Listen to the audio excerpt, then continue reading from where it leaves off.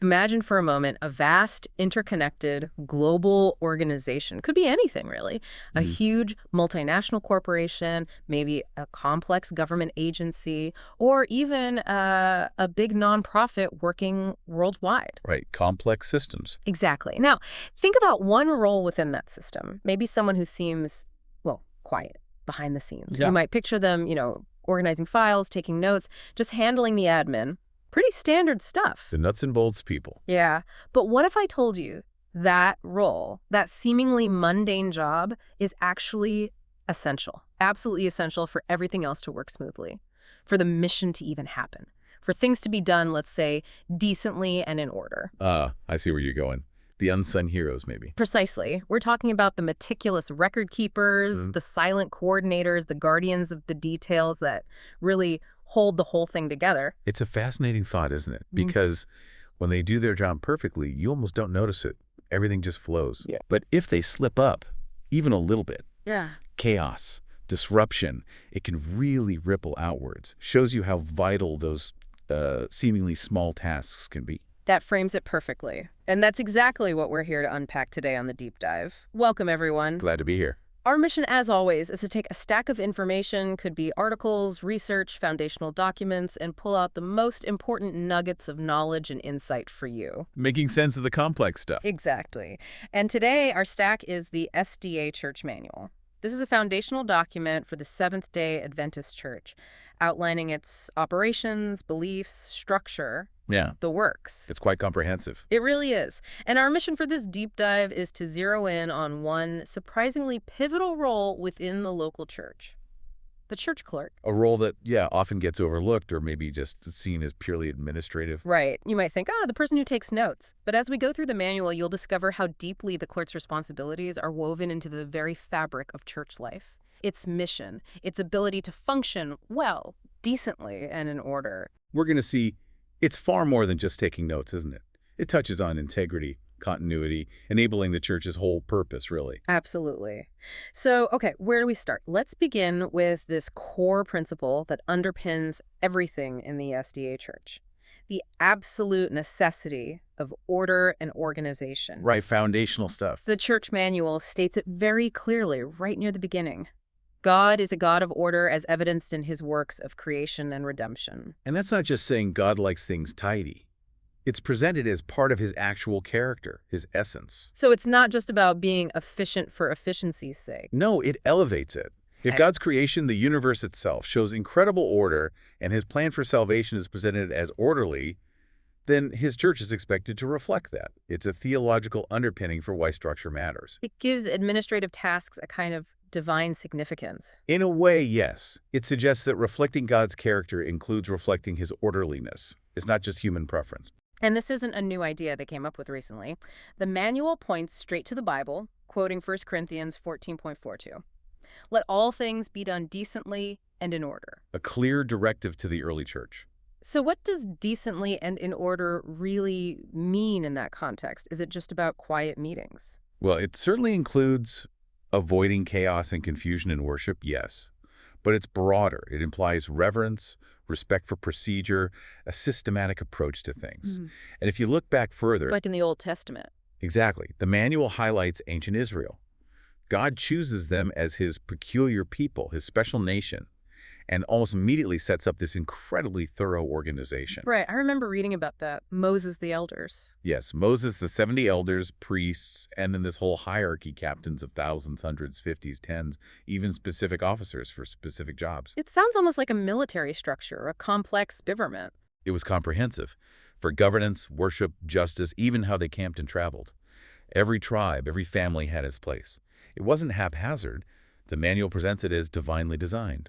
So God actually designed bureaucracy. Well, maybe not bureaucracy in the negative sense, but structure. Structure, definitely. A blueprint for how his people should operate together. And this emphasis carried forward, didn't it, into the New Testament church? Even though it started smaller, more intimate. It seems so. Did it stay simple? Not for long. Uh. The manual points out that as the church grew, needs arose. Practical needs. Caring for the poor, distributing aid, resolving disputes, guiding new believers. Like in the book of Acts. Precisely. Acts 6, the choosing of deacons to handle distribution. Acts 8 and 15 show the apostles directing things, making decisions collectively. The structure evolved. And the manual argues this wasn't accidental. It was God-directed. Leaders, in council with the church, developed organization to safeguard the work. So organization wasn't seen as opposed to the Spirit's leading, but actually guided by it. That's the perspective presented, yes. Divine guidance applies to practical administration, too. Okay, so bringing this all forward, why does this matter so much today for a global church like the Seventh-day Adventists? What's the payoff for all this focus on order? The manual uses a really strong analogy. It says the human body needs all its members working together organically to live and function. Makes sense. And similarly, without organization, the church would, quote, disintegrate and perish. Wow, strong words. Disintegrate and perish. It is strong. And here's the really interesting part. It's not just about preventing chaos. It's explicitly linked to enabling the missionary purposes of organization. So structure serves the mission. It's not just structure for structure's sake. Exactly. The church sees itself fundamentally as a missionary movement with a global message. The organization exists to facilitate that mission, to make it possible on a large scale. Without it, the body is paralyzed, unable to act effectively. That really reframes it. Organization as mission enablement. And there's even a spiritual warning tied to this, isn't there? About forces wanting to disrupt the order. Yes, there is. A quote from Ellen G. White, one of the church's co-founders, is included. She warned that Satan would rejoice if he could succeed in his efforts to get in among this people and disorganize the work at a time when thorough organization is essential. So maintaining order is seen as a kind of spiritual defense. That's the implication. Order isn't just about efficiency. It's a safeguard against confusion, against internal division, against things that could derail the mission.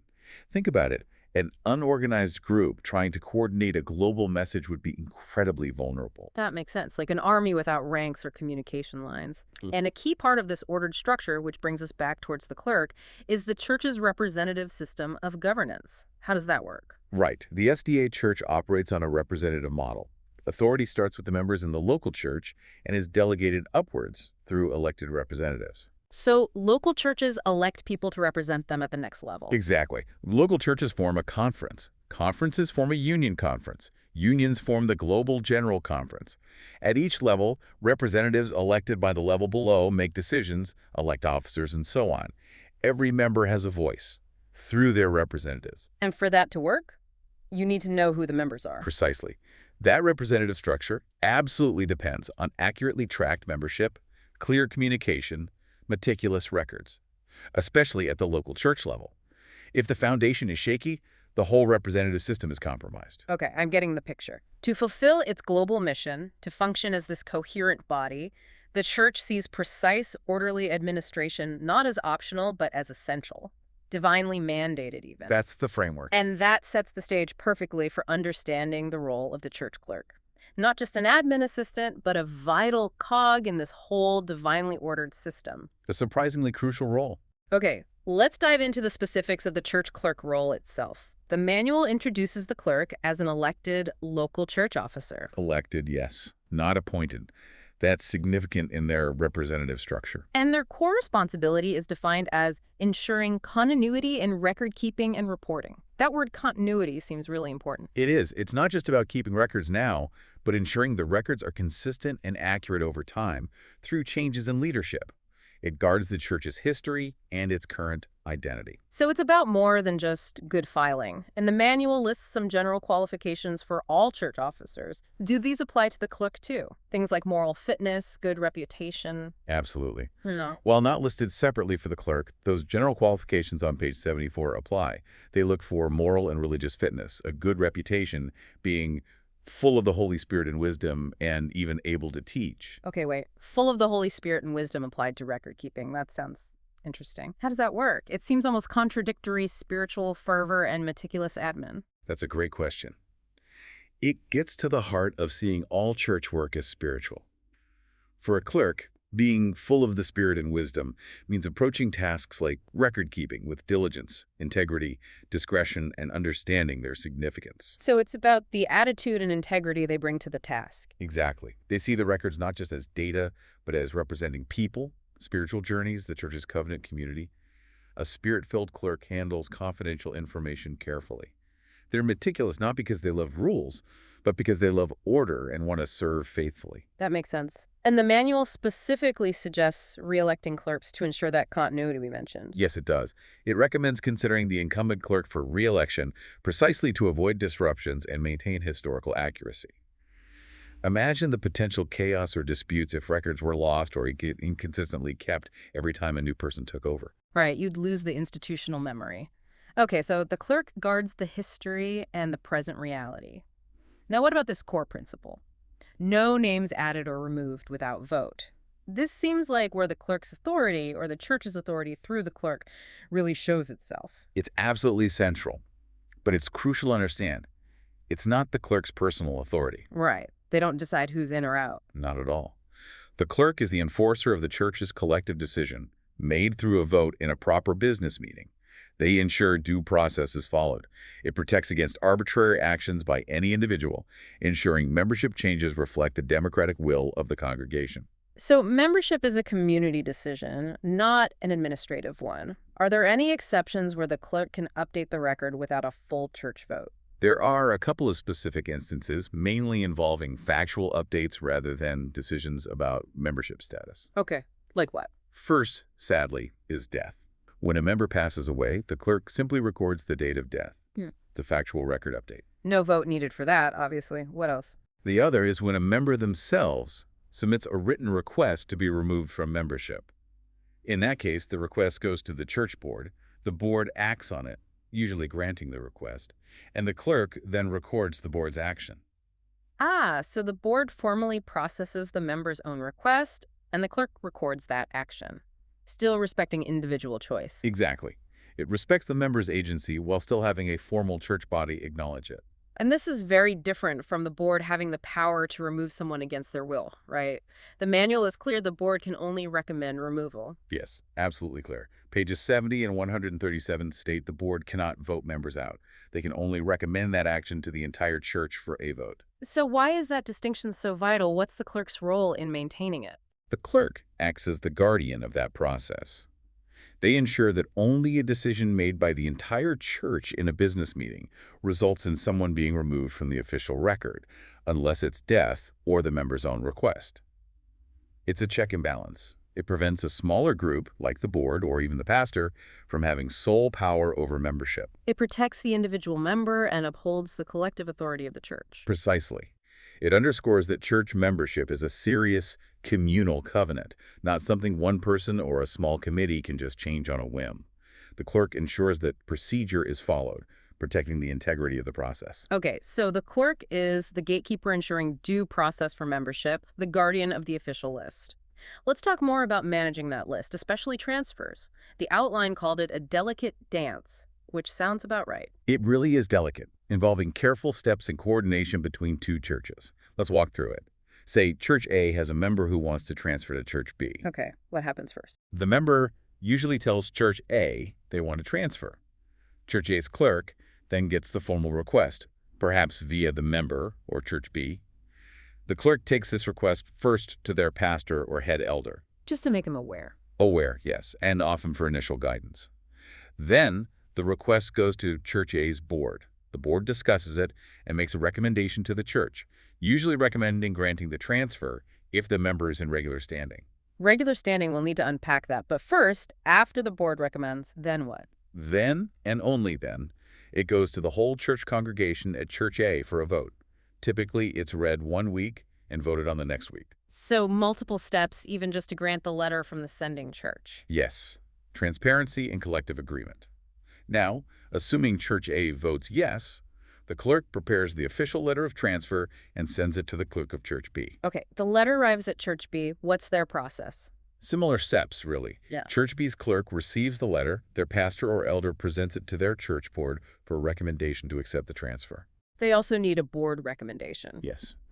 Then it goes to Church B's congregation for a vote, again usually read one week and voted the next, allowing members to welcome the person. And if Church B votes yes? If they vote to accept, Church B's clerk officially adds the person's name and date of acceptance to their membership record.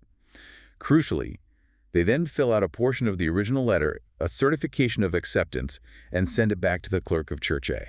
Ah, closing the loop. So Church A knows the transfer is complete and can remove the name from their records. Exactly. It prevents people being on two rolls, or worse, falling off both. It ensures accuracy for both congregations. It's quite a meticulous relay, as you said earlier. It really is. And there are time limits, too. What if Church B just sits on the letter? Good point. The letter of transfer is explicitly stated to be valid 6 months. Only 6 months. Yes. If Church B doesn't formally accept the member within that 6-month window, the letter expires, and the membership automatically stays with Church A, the granting church. So there's pressure on the receiving church to act promptly, and on the clerks to track those dates. Definitely. It prevents people being in membership limbo indefinitely. Now, about that term regular standing. Right. Letters are only granted to those in regular standing. What does that mean practically? It means the member is not currently under church discipline, like censure or removal from office, and isn't in the process of being disciplined. So you can't just transfer a problem elsewhere without addressing it. Generally, no. It maintains integrity across the denomination. However, there's a critically important exception noted. Oh, what's that? It relates to child abuse perpetrators. If there is factual, proven information about this, even if it's confidential disciplinary information, it can and should be shared confidentially with the receiving church's pastor and board. Wow. So child safety overrides the usual rules about not transferring disciplinary issues. Yes, it's a profound ethical judgment call written right into the manual, prioritizing the protection of vulnerable individuals above standard procedure or even typical confidentiality. A very serious point. That is incredibly significant. And one more point on transfers. No letter without members' approval. Yes, that reinforces individual rights. The church can't just decide to transfer someone. The member has to agree to it. It has to be their choice to join the new congregation. Okay. So beyond transfers, the clerk maintains the main membership record. What are the key things about that record itself? The manual stresses there must be one current, regularly updated membership record. Singular. This is the official list. Not multiple spreadsheets floating around? Definitely not.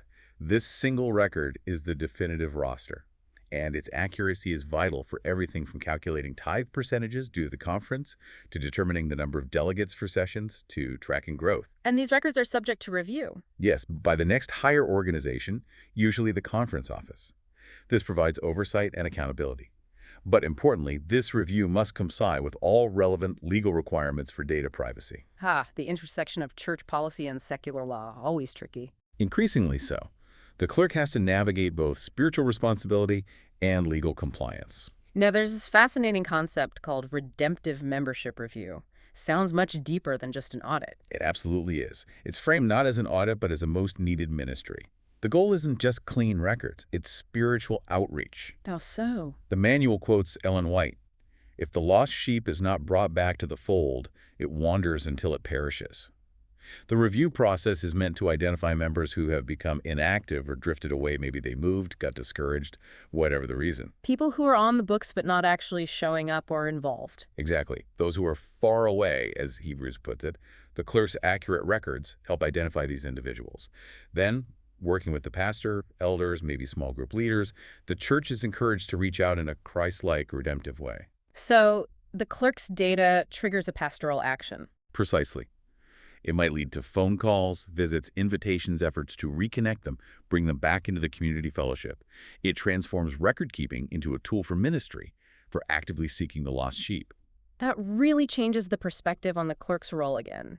The data isn't just for reports, it's for finding people who need care. It connects the administrative directly to the pastoral and missional heart of the church. So the clerk isn't just managing internal records, they're a crucial link in communication both within the church and connecting it to the wider organization. Yes, a real communication hub.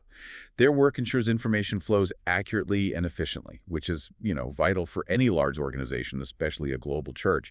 If the local information is wrong or delayed, it affects everything up the chain. And one specific task mentioned is trying to keep in touch with absent members. We touched on the redemptive review, but this seems broader, too. It is. It goes beyond just the formal review. It positions the clerk as someone actively facilitating connection, maybe tracking members who've moved temporarily or are shut in due to illness. So it's about preventing people from feeling forgotten. Exactly. What does that mean for the church's health? It means the clerk helps maintain the relational fabric of the congregation. They can alert pastoral staff or care groups if someone seems to have dropped off the map. It's proactive spiritual care facilitated by good record keeping. They're like the nervous system, sensing when a part of the body isn't connected. Now, speaking of connecting to the larger body, the conference sessions and delegates, this sounds like a high-stakes administrative task for the clerk. It really is. The Mm. clerk is responsible for filling out the delegates' credential blanks and getting them to the conference secretary on time. Just paperwork, right? Or is it more complex? It seems like simple paperwork, but the significance is huge. These delegates are the elected representatives of the local church. What do they actually do at these sessions? They do a lot. They represent the churches in the councils of the conference. They elect the conference leaders, president, secretary, treasurer. They approve pastors' credentials. They vote on budgets, strategic plans, policies. Essentially, they conduct the official business of the entire region on behalf of the local churches. Okay, that's major. So what happens if the clerk messes up the credentials, fills them out wrong, misses the deadline? That's the important question, isn't it? Errors could seriously impact the legitimacy of the whole session. Imagine if a church sends the wrong number of delegates because the clerk miscalculated membership, or if the forms are late and the delegates can't be seated. It undermines the representative principle. The democratic voice of that local church might not be properly heard or counted. Wow. So the clerk's accuracy here directly impacts the fairness and validity of the entire conference's governance. It absolutely does. It's a critical link ensuring the local church's voice is accurately represented at the higher level. Serious responsibility. And then there's the mandate for prompt and comprehensive reports. Again, emphasizing efficiency and the upward flow of information. Yes. The manual is clear. Reports to be furnished promptly, no ambiguity there. And it details what needs to be in these reports, typically submitted quarterly. What kind of information are we talking about? Key stats, mostly. The current total membership count, the number of people added by baptism or transfer, and the number transferred out. Also, the number, importantly, not the names, for privacy of members removed by vote or who have died, and usually brief summaries of significant church board decisions. So it's a snapshot of the church's vitality and activity. Exactly. And what's fascinating is how this data, compiled meticulously by each local clerk, feeds upwards. The conference uses it to understand the health, growth, and challenges across all its churches. So the conference leadership isn't flying blind. They have actual data. They should, if the clerks are doing their job well. This data informs regional planning, resource allocation, where to focus evangelistic efforts, identifying churches needing support. It allows the bigger organization to respond strategically to local realities. It's the data backbone for informed decision-making right up to the global level. So the clerk, sitting in their local church, is providing the vital signs that the entire denominational body relies on. That's a great way to put it. They are the source of that critical operational data flow, the information nerve center, really. We've seen the clerk as record keeper and communication hub.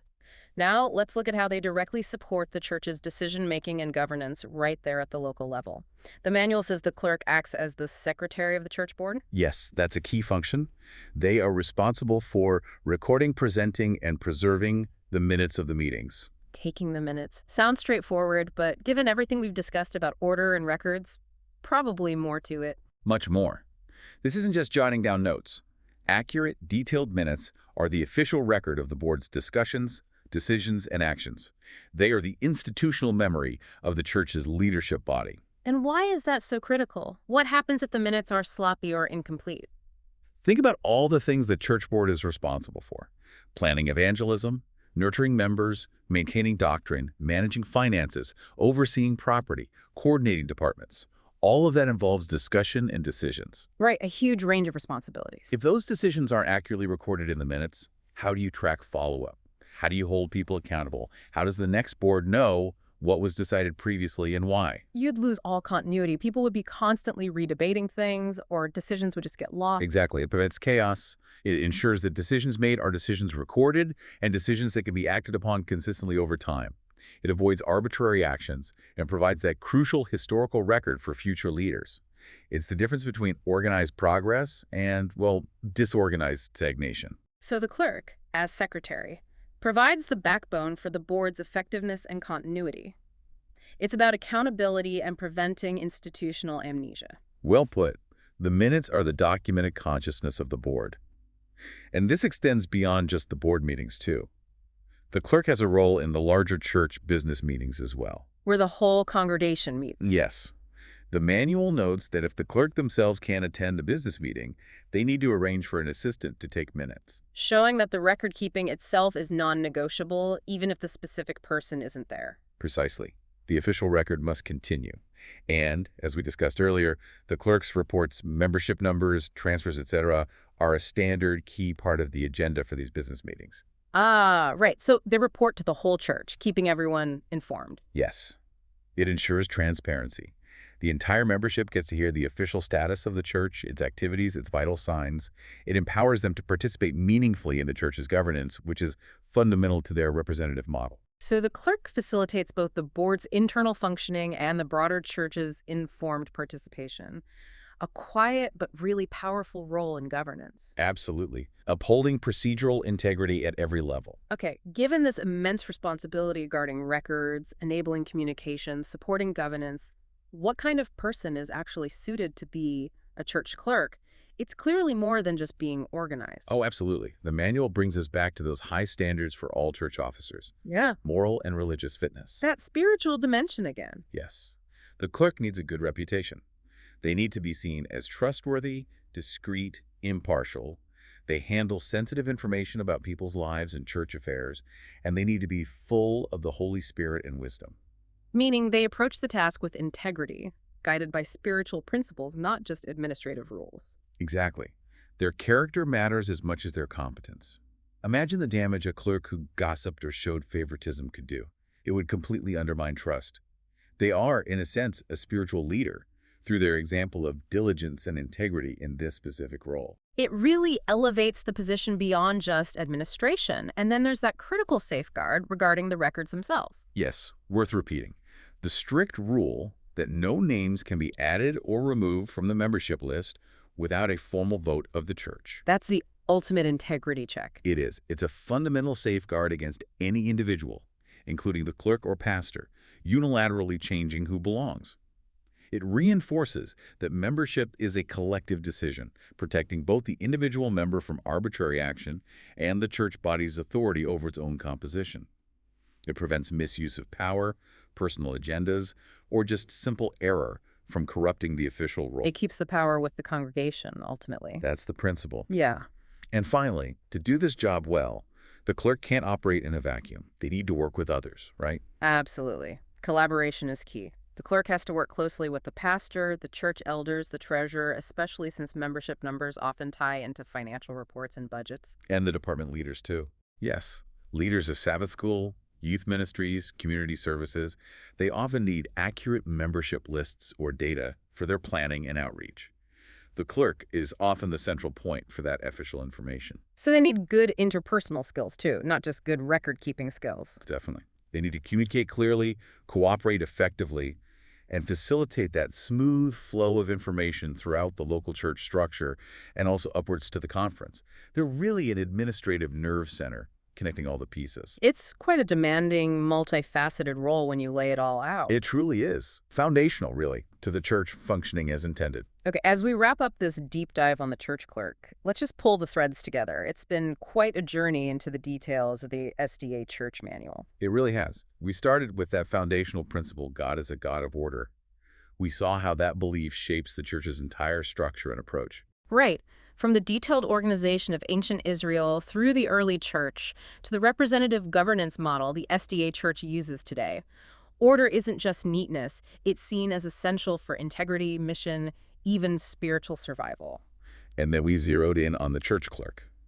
Not just an admin role, but this elected officer responsible for that crucial continuity in record keeping and reporting. We saw how they are the guardians of the membership records, ensuring no changes happen without the church's collective vote, except in specific factual cases like death or a member's own request. We unpacked the delicate dance of membership transfers, the steps, the timelines, that critical ethical exception for child safety information.